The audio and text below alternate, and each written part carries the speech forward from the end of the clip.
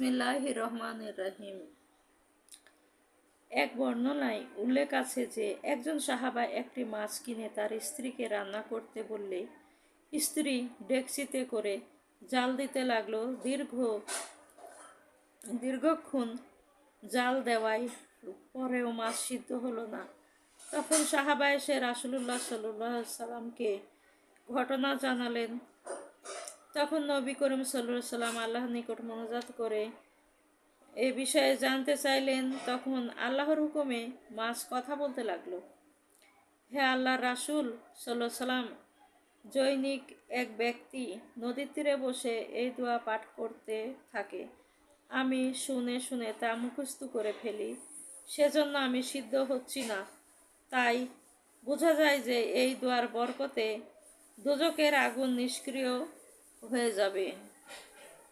দোয়াটি হলো, ইয়া আল্লাহু ইয়া রহমানু ইয়া রাহিমু ইয়া আলিমু ইয়া ওয়াহিদু ইয়া সামাদু ইয়া নূরু ইয়া বাতিনু ইয়া সালামু ইয়া মুমিনু ইয়া মুহাইমিনু ইয়া সামিউ ইয়া বাসিরু ইয়া আলিমু ইয়া ওয়াহিদু ইয়া ওয়ারিসু ইয়া কারিমু ইয়া লাতিফু ইয়া হাফিজু ইয়া কাদিমু ইয়া মুতাকাব্বিরু ইয়া জামিলু ইয়া কাইয়ু ইয়া হান্নানু ইয়া মান্নানু ইয়া তাওয়াবু ইয়া বাসিউ ইয়া মাজিদু ইয়া মোহাম্মদ ইয়া মাবুদ ইয়া মাওজুদু ইয়া জাহিরু ইয়া বাতিনু ইয়া আওয়ালু ইয়া আখিরু ইয়া হাইয়ু ইয়া কাইয়ুমু ওয়াসিউ ইয়া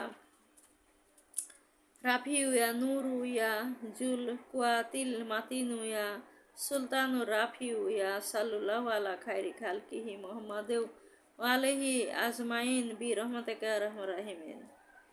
এর ফজিলত হলো, এক বর্ণনায় একদিন জিবরাইল আলাইহিস সালাম রাসূলুল্লাহ সাল্লামের নিকট এসে জানলেন, এই তাজনামা আপনি ছাড়া অন্য কেউ পয়গম্বরের কাছে আসেনি। এর ভিতরে ইসমে আজম এবং এর ভিতরে বহু ফজিলত ও মর্তবা আছে।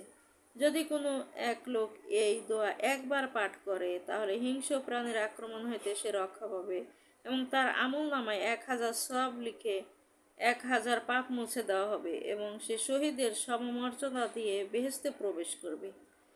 এ দোয়া লিখে যদি কারো সাথে রাখে তাহলে সে সমাজে সম্মানিত ও মর্যাদা লাভ করবে।